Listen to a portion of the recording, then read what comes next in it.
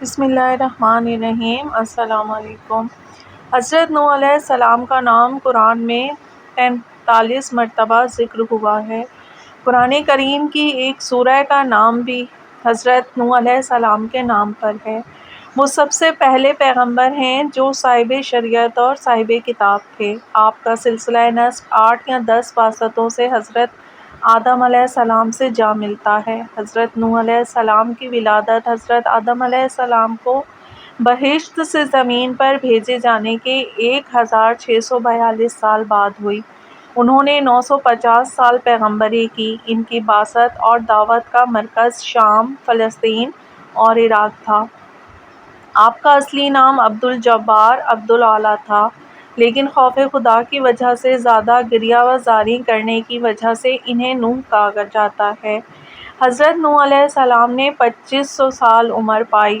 850 سال قبل از 62 از نو 150 سال لوگوں کو دعوت حق دینے میں مصروف رہے۔ 200 سال لوگوں سے دور کشتی ساز میں مشغول رہے اور طوفان کے بعد 500 سال عمر پائی۔ جب حضرت نوح علیہ السلام پیغمبری پر مبعوث ہوئے تو اس زمانے کے لوگ بت پرستی، خرافات، فساد اور بیہودہ گوئی میں غرق تھے۔ وہ اپنی غلط قسم کی عادات و رسومات پر بڑی شد و مت سے عمل پیرا تھے اور اپنے غلط عقیدے کے تحفظ کے لیے مرنے مارنے پر تیار تھے، لیکن اس سے دستبردار ہونے کے لیے بالکل تیار نہیں تھے۔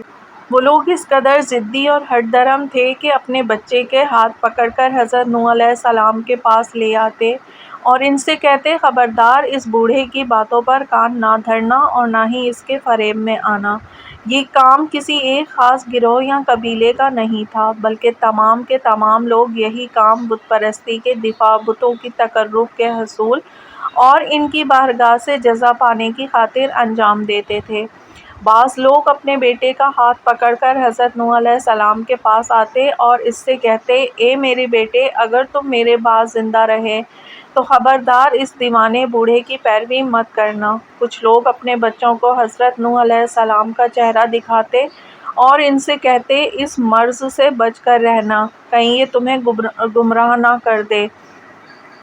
ہمیں یہی وصیت ہمارے باپ نے کی تھی اور ہم اپنے باپ کی ہی وصیت تمہیں کر رہے ہیں۔ حضرت نوح علیہ السلام کی قوم کے بڑے بڑے کافر لوگ ان کے پاس آتے اور ان کی دعوت کے جواب میں کہتے ہیں، ہم تمہیں صرف اپنی طرح کا ایک بشر سمجھتے ہیں، اس کے علاوہ تم کچھ بھی نہیں ہو، اور جو لوگ تمہارے پیرو ہیں ہماری نظر میں وہ سادہ لوگ اور نالائق لوگوں کا گروہ ہے۔ تمہیں ہمارے اوپر کسی قسم کی کوئی فضیلت حاصل نہیں ہے، بلکہ ہم تمہیں دروغ گو اور جھوٹا شخص سمجھتے ہیں۔ حضرت نوح علیہ السلام نے ان کے جواب میں کہا، اگر میرے پروردگار کی جانب سے میرے پاس روشن دلیل ہو اور میرے اوپر اس کی طرف سے خاص لطف و کرم کیا گیا ہو جو تم لوگوں سے مخفی ہو، تو کیا پھر بھی میری رسالت کا انکار کرو گے؟ ایک قوم میں اس دعوت حق کے عوض میں تم سے کوئی اجر نہیں مانگتا ہوں، میرا اجر فقط خدا کے پاس ہے۔ جو تھوڑے سے لوگ میرے اوپر ایمان لائے ہیں، میں انہیں تمہاری وجہ سے چھوڑوں گا نہیں، کیونکہ اگر میں انہیں میں اپنے آپ سے دور کر دوں گا تو کل قیامت کے دن وہ لوگ اللہ تعالیٰ کی بارگاہ میں میری شکایت کریں گے، لیکن تمہیں نادان اور ایک بے وقوف قوم سمجھتا ہوں۔ وہ لوگ بعض اوقات حضرت نوح علیہ السلام کو اس قدر مارتے پیٹتے کہ وہ نیم مردہ ہو کر زمین پر گر پڑتے، لیکن جب انہیں ہوش آتا تو غسل کرنے کے بعد دوبارہ اپنی قوم کے پاس جاتے اور انہیں از سر نو دعوت حق دیتے۔ حضرت نوح علیہ السلام اپنی قوم کو روشن، منطقی، دل نشین اور محبت آمیز بیانات کے ذریعے خدائے اقدس کی طرف آنے کی دعوت دیتے، انہیں خدا کی جانب سے اجر و ثواب حاصل کرنے کے لیے بلاتے اور عذاب الہی سے ڈراتے، لیکن وہ لوگ نادانی، تکبر اور غرور کی وجہ سے کسی قیمت پر تیار نہ تھے کہ حضرت نوح علیہ السلام کی بات سن کر اپنے بتوں سے دستبردار ہوتے۔ حضرت نوح علیہ السلام بڑے تحمل اور مستقل مزاجی سے ان لوگوں کو شب و روز خداوند کا دوست کی جانب دعوت دیتے۔ دعوت حق دینے کے جتنے بھی حصول و ضوابط تھے انہوں نے اس سے استفادہ کیا اور ایک ہمدرد طبیب کی مانند ان کے سر پر آئے، ان کے سامنے بت پرستی کے غلط آثار کو وضاحت سے بیان کیا، نیز اس کے خطرناک اثرات لوگوں کے کانوں تک پہنچائے، لیکن حضرت نوح علیہ السلام کی منطقی اور محبت آمیز گفتگو کا ذرا برابر بھی ان کے دلوں پر اثر نہ ہوا۔ حضرت نوح علیہ السلام نے اپنی قوم کو راہ راست پر لانے کے لیے بہت بڑی قربانیاں دیں اور ان لوگوں کو اپنے بیٹے کی طرح سمجھتے وہ ہمیشہ ان کی نجات کی فکر میں رہتے اور ان کی بت پرستی میں آلودہ ہونے کی وجہ سے ان کے بارے میں بہت پریشان ہوتے۔ اسی وجہ سے وہ شب و روز ان لوگوں کو دعوت حق دیتے کہ شاید انہیں نجات دے سکیں۔ حضرت نوح علیہ السلام نے اس غرض سے کہ ان کی تبلیغ قوم پر مؤثر ہو 3 مختلف طریقوں سے اسے دعوت حق دی۔ بعض اوقات انہیں مخفی طور پر دعوت دیتے، بعض اوقات اعلانیہ طور پر راہ راست کی طرف بلاتے اور کبھی دونوں طریقوں سے استفادہ کرتے، لیکن اس کے سنگدل قوم نے ان تمام منطقی اور محبت آمیز طریقوں سے چشم پوشی کی۔ نہ صرف یہ کہ ان کی دعوت حق کا مثبت جواب نہیں دیا، بلکہ اس دعوت کو روکنے کے لیے پوری قوم نے ان پر حملہ کر دیا اور انہیں اس قدر مارا پیٹا کہ وہ بے ہوش ہو گئے۔ لیکن جب وہ مہربان و دلسوز پیغمبر ہوش میں آتے تو کہا، خدایا مجھے اور میری قوم کو بخش دے کیونکہ وہ لوگ جانتے نہیں ہیں۔ حضرت نوح علیہ السلام شب و روز لوگوں کی جہالت اور بت پرستی کے چنگل سے نجات دلانے کی فکر میں لگے رہتے تھے، لیکن انہیں جتنی بھی نصیحتیں کی ان کا نتیجہ ہاتھ نہ آیا۔ انہیں عذاب الہی سے بہت ڈرایا گیا، خطرے کے الارم بجائے گئے، لیکن وہ لوگ غلط کاریوں سے دستبردار نہ ہوئے۔ نہ صرف یہ کہ دستبردار نہ ہوئے بلکہ بڑی بے حیائی کے ساتھ سر عام کہتے، اے نوح تم نے ہمارے ساتھ بہت زیادہ بحث و گفتگو کی اور اپنی بات پر اصرار کیا، یہ سب کچھ چھوڑو، اگر تم سچے ہو تو جس عذاب الہی کا ہمیں کہتے ہو اسے لا کر دکھاؤ۔ اللہ تعالیٰ کی جانب سے حضرت نوح علیہ السلام پر وحی نازل ہوئی کہ تمہاری قوم میں سے اب کوئی ایمان نہ لائے گا علاوہ ان کے جو ایمان لا چکے ہیں، لہٰذا تم ان کے اعمال بت پرستی وغیرہ سے رنجیدہ مت ہو۔ یہی وقت تھا جب اللہ تعالیٰ نے حضرت نوح علیہ السلام کو کشتی بنانے کا حکم دیا اور اس طرح وحی نازل فرمائی۔ سورہ ہود میں اللہ تعالیٰ فرماتے ہیں، اور ہماری نگاہوں کے سامنے ہماری وحی کی نگرانی میں کشتی تیار کرو اور ظالموں کے بارے میں مجھ سے بات نہ کرو، یہ سب غرق ہو جانے والے ہیں۔ حضرت نوح علیہ السلام نے اپنی قوم کو عذاب الہی اور طوفان کی بہت بڑی مصیبت سے ڈرایا، لیکن ان کی ہٹ دھرمی میں مزید اضافہ ہوا۔ حضرت نوح علیہ السلام فرمان خدا کے مطابق کشتی بنانے کے لیے تیار ہو گئے، لکڑی کے بڑے بڑے تختے مہیا کیے، انہیں کاٹ کر ایک دوسرے کے ساتھ ملاتے گئے۔ کشتی بنانے پر کئی سال لگ گئے، یہ بہت بڑی کشتی تھی۔ بعض نے لکھا ہے کہ اس کشتی کے 7 منزلیں تھیں اور ہر منزل چوڑائی کے سمت سے 7 حصوں پر مشتمل تھی۔ البتہ بعض نے یہ بھی نقل کیا ہے کہ اس کشتی کی 3 منزلیں تھیں۔ حضرت نوح علیہ السلام نے طوفان کے موقع پر 4 پایوں کو پہلے انسانوں کو، دوسری پر پرندوں کو، تیسری منزل میں رکھا۔ کشتی میں سب سے پہلا سوار ہونے والا حیوان چیونٹی تھی اور سب سے آخر میں گدھا اور شیطان سوار ہوئے۔ یہ بھی روایت کی جاتی ہے کہ کسی شامی نے حضرت امیر المومنین علیہ السلام سے پوچھا، حضرت نوح علیہ السلام کی کشتی کتنی بڑی تھی؟ تو آپ علیہ السلام نے اس کے جواب میں فرمایا، اس کا طول 800 ہاتھ، عرض 500 ہاتھ اور اونچائی 70 ہاتھ تھی۔ نیز یہ بھی فرمایا، جس حصے میں حیوانات تھے اس میں 90 کمرے تھے۔ یہ کشتی کوفہ کے بیابان میں بنائی گئی۔ البتہ بعض روایات میں یہ بھی ہے کہ حضرت نوح علیہ السلام نے اس کشتی کو کوفہ میں اس جگہ پر بنایا جہاں پر اب کوفے کی مسجد اعظم ہے۔ حضرت نوح علیہ السلام جب تک کشتی بناتے رہے، ان کی قوم مسلسل ان کا مذاق اڑاتی رہی اور انہیں اذیتیں پہنچاتی رہی۔ وہ لوگ حضرت نوح علیہ السلام کے پاس آتے، ان سے ٹھٹا مذاق کرتے اور انہیں برا بھلا کہہ کر دکھ پہنچاتے، لیکن حضرت نوح علیہ السلام ان سے فرماتے وہ دن دور نہیں ہیں جب ہم تمہارا مذاق اڑائیں گے۔ تمہیں بہت جلد معلوم ہو جائے گا جب تمہارے اوپر ذلیل کرنے والا عذاب نازل ہوگا۔ جس وقت حضرت نوح علیہ السلام حکم خدا سے کشتی بنانے میں مشغول تھے، مشرکین رات کے اندھیرے میں آتے اور کشتی کا جو حصہ بنا ہوتا اسے توڑ پھوڑ کر دوڑ جاتے۔ حضرت نوح علیہ السلام نے اللہ تعالیٰ کی بارگاہ میں مدد طلب کرتے ہوئے کہا، خدایا تو نے مجھے کشتی بنانے کا حکم دیا ہے، میں ایک عرصے سے اس کی تعمیر میں مشغول ہوں، جو کچھ بناتا ہوں دشمن رات کے وقت آ کر اسے توڑ پھوڑ جاتے ہیں، میرا یہ کام کب تک ختم ہوگا؟ خدا تعالیٰ نے حضرت نوح علیہ السلام پر وحی نازل کی اور اس کشتی کی حفاظت کے لیے ایک کتا رکھو۔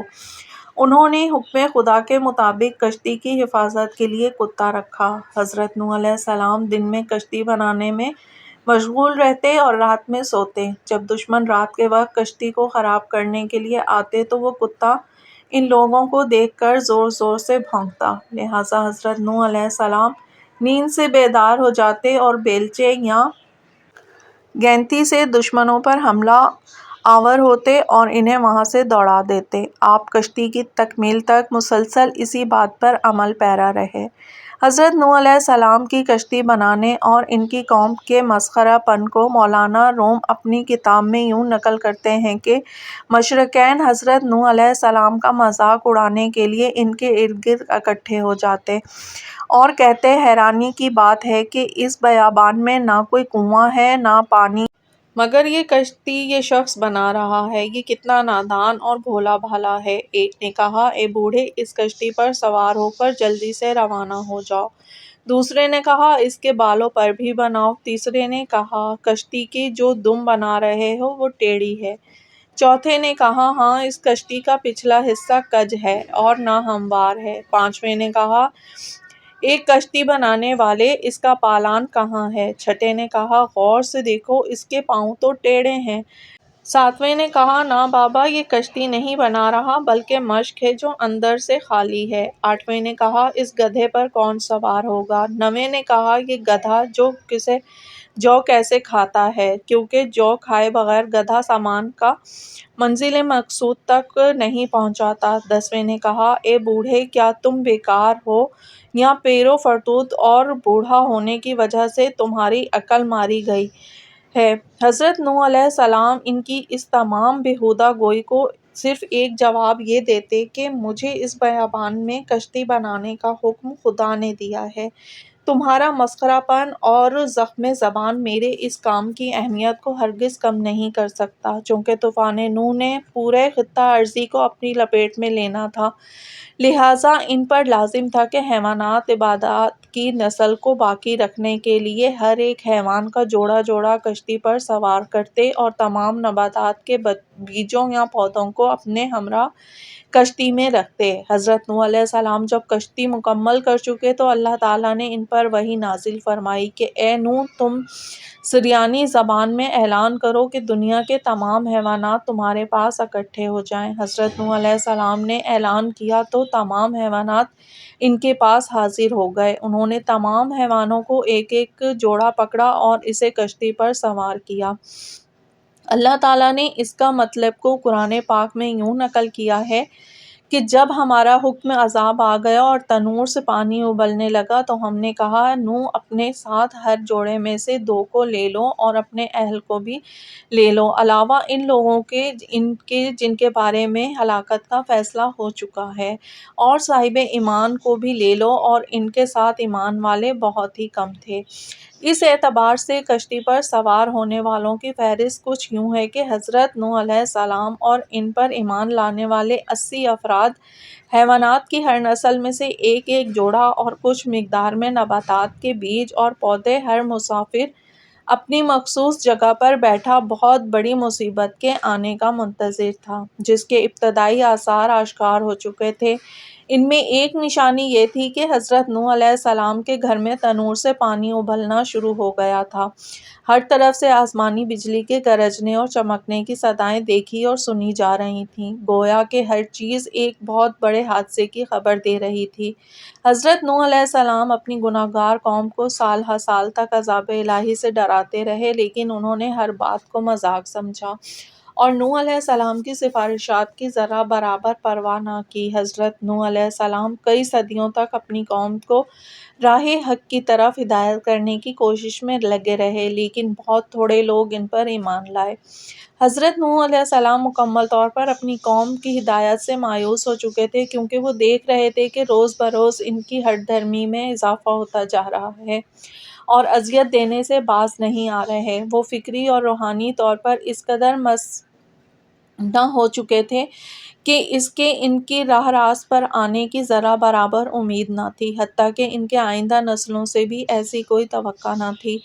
ادھر اللہ تعالیٰ نے حضرت نوح علیہ السلام پر وحی نازل کی، تمہاری قوم میں ہرگز کوئی بھی ایمان نہیں لائے گا علاوہ ان کے جو ایمان لا چکے ہیں۔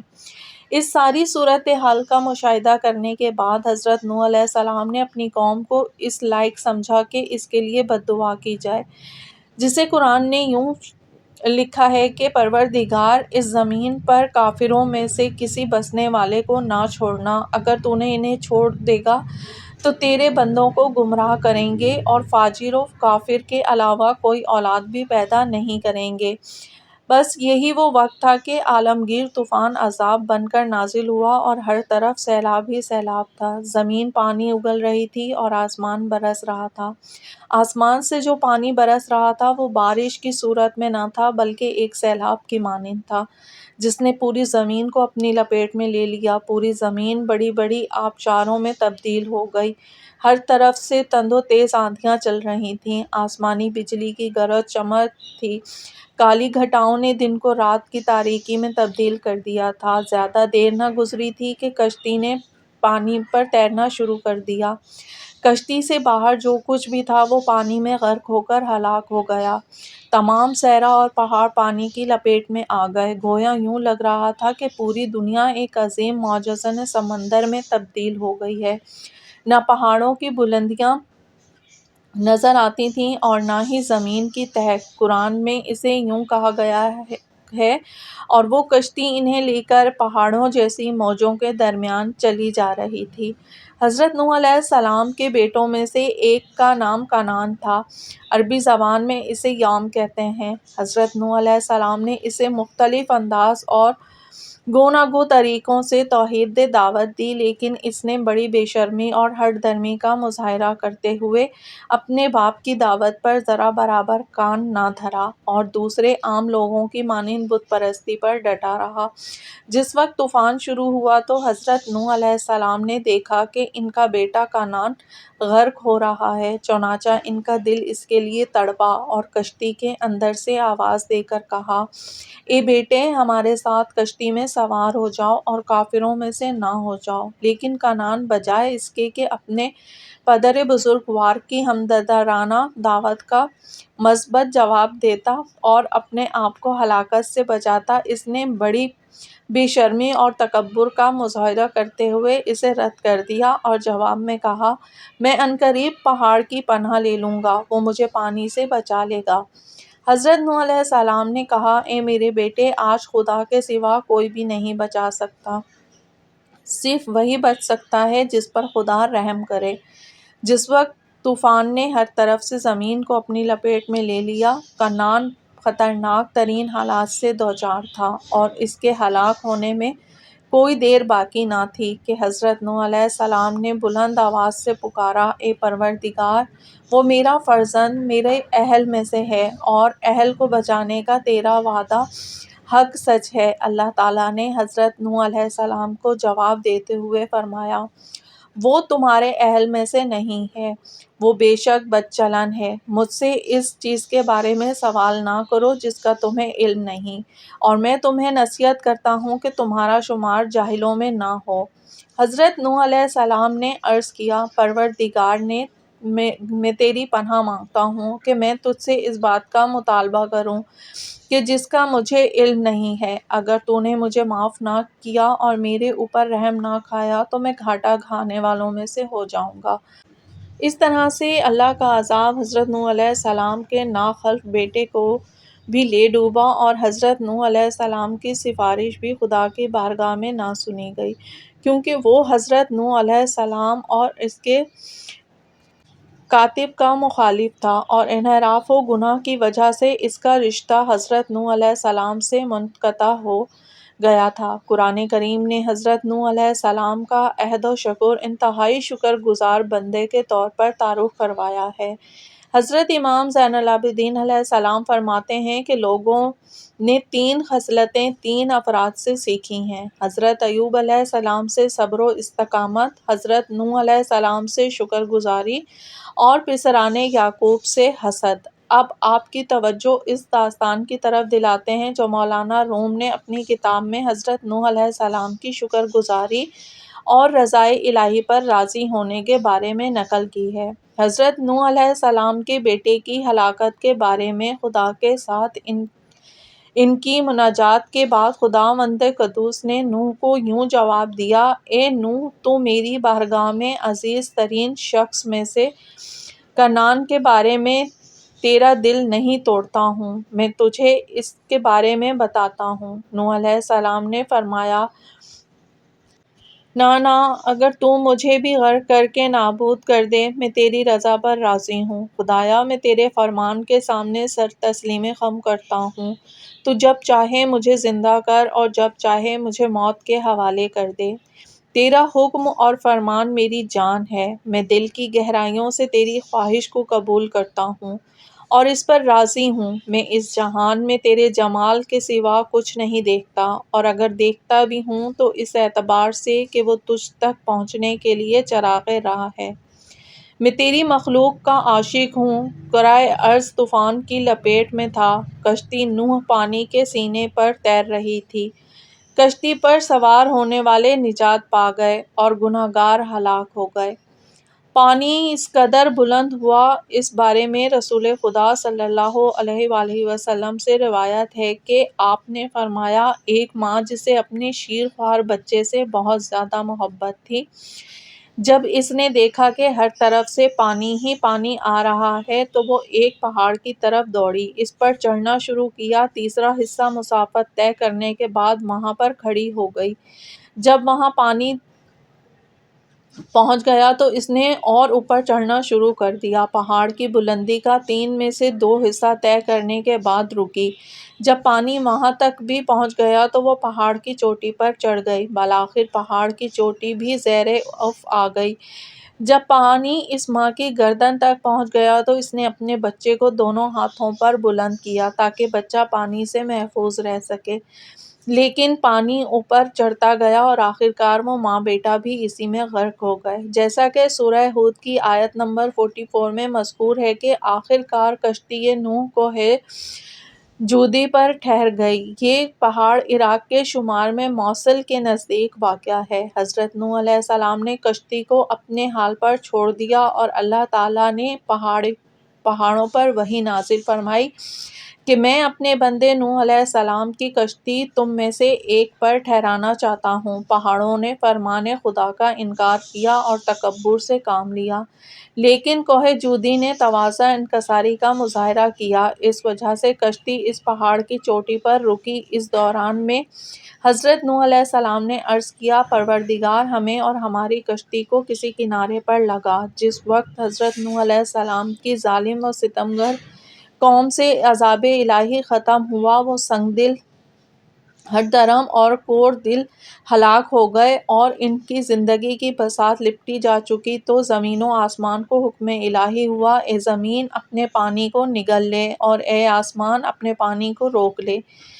اس فرمان کے فوراً بعد زمین نے اپنا پانی جذب کر لیا، آسمان سے پانی برسنا رک گیا اور کشتی کو جودھی پر ٹھہر گئی۔ اللہ کی طرف سے حضرت نوح علیہ السلام پر وحی نازل ہوئی: اے نوح، ہماری طرف سے سلامتی اور برکتوں کے ساتھ کشتی سے اتر۔ حضرت نوح علیہ السلام ان 80 افراد پر جو ان پر ایمان لائے تھے کے ہمراہ کوہ جودھی سے نیچے اترے اور سرزمین موصل پر اپنا گھر بنائے ایک نئی اور توحیدی زندگی کا آغاز کیا جو ہر قسم کی پلیدی سے دور تھی۔ وہاں پر انہوں نے 80 افراد کے شہر کے نام سے ایک شہر مدینۃ المسلمین آباد کیا۔ حضرت نوح علیہ السلام نے کوہ جودھی کی چوٹی پر اپنی ایک عبادت گاہ بنائی کہ جہاں پر وہ اپنے پیروں کے ہمراہ عبادت خدا کرنے جاتے۔ بعض روایات کے مطابق جس دن حضرت نوح علیہ السلام اور ان کے اصحاب کشتی سے نیچے اترے تھے وہ اس زمانے میں عاشوراء کا دن تھا۔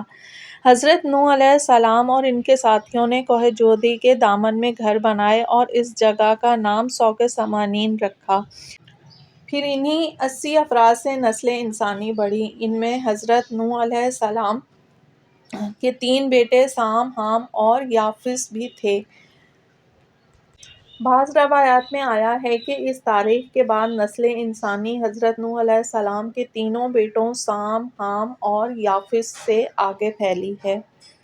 حضرت امام جعفر صادق علیہ السلام سے منقول ہے کہ آپ نے فرمایا: حضرت نوح علیہ السلام کشتی سے اترنے کے بعد 50 سال اور بعض روایات میں 500 سال تک زندہ رہے۔ ان کی عمر کے آخری ایام میں حضرت جبرائیل علیہ السلام ان پر نازل ہوئے اور کہا: اے نوح، اللہ تعالیٰ کا فرمان ہے کہ آپ اپنی مدت نبوت اور رسالت پوری کر چکے ہیں، اب آپ کی زندگی کے آخری ایام ہیں، لہٰذا اسم اعظم میراث علم اور علم نبوت کے اثار اپنے بیٹے سام کے سپرد کر دیں، کیونکہ میں زمین کو اپنی حجت اور متی بندے سے خالی نہیں چھوڑتا تاکہ وہ بعد میں آنے والے پیغمبر تک لوگوں کے لیے نمونہ عمل ہو اور انہیں راہ حق پر ہدایت کرے، کیونکہ میرا طریقہ کار یہی ہے کہ میں ہر قوم کے لیے ایک ہادی اور رہنما منتخب کرتا ہوں تاکہ وہ سعادت مند افراد کو راہ حق پر ہدایت کرے اور بدنصیب نافرمان لوگوں پر تکمیل حجت کرے۔ حضرت نوح علیہ السلام نے اس حکم پر عمل پیرا ہوتے ہوئے سام کو اپنا وصی بنایا، اپنے بچوں اور پیروں کو پیغمبر خدا حضرت ہود علیہ السلام کے آنے کی بشارت دی اور انہیں وصیت کی کہ جب حضرت ہود علیہ السلام کا ظہور ہو تو ان کی اطاعت و فرمانبرداری کرنا، نیز یہ وصیت بھی کی کہ ہر سال وصیت نامہ کھول کر ایک دفعہ ضرور پڑھیں اور اسی دن کو اپنے لیے عید کا دن قرار دیں۔ حضرت نوح علیہ السلام نے بہت طویل عمر پائی۔ بعض نے لکھا ہے کہ انہوں نے 2500 سال عمر گزاری ہے، اسی وجہ سے انہیں شیخ الانبیاء کہتے ہیں۔ اس کے باوجود انہوں نے کبھی اپنا دل فانی دنیا سے وابستہ نہ کیا اور ہمیشہ اپنے آپ کو ایک مسافر سمجھتے رہے۔ اس دعوے پر دلیل یہ ہے کہ ان کی زندگی کے آخری ایام میں کسی شخص نے ان سے پوچھا: آپ نے دنیا کو کیسا پایا ہے؟ حضرت نوح علیہ السلام نے جواب میں کہا: میں نے دیکھا ہے کہ دنیا کے 2 دروازے ہیں، ایک سے داخل ہوا ہوں اور دوسرے سے باہر نکل گیا ہوں۔ جس وقت حضرت اسرائیل علیہ السلام حضرت نوح علیہ السلام کی روح قبض کرنے کے لیے ان کے پاس آئے تو حضرت نوح علیہ السلام دھوپ میں بیٹھے ہوئے تھے۔ حضرت اسرائیل علیہ السلام نے سلام کیا۔ حضرت نوح علیہ السلام نے ان کے سلام کا جواب دینے کے بعد پوچھا: یہاں کیوں آئے ہو؟ حضرت اسرائیل نے کہا: تمہاری روح قبض کرنے آیا ہوں۔ حضرت نوح علیہ السلام نے کہا: مجھے اتنی مہلت دو کہ میں دھوپ سے اٹھ کر سائے میں چلا جاؤں۔ حضرت اسرائیل علیہ السلام نے انہیں مہلت دی اور وہ اٹھ کر سائے میں گئے۔ اس کے بعد حضرت اسرائیل علیہ السلام کے ساتھ انتہائی عبرت آمیز گفتگو کرتے ہوئے کہا: اے موت کے فرشتے، میں نے اس دنیا میں جتنی زندگی گزاری ہے وہ اس قدر جلدی گزری ہے جیسے میں دھوپ سے اٹھ کر سائے میں آیا ہوں، اب تمہیں اجازت ہے کہ میری روح قبض کر لو۔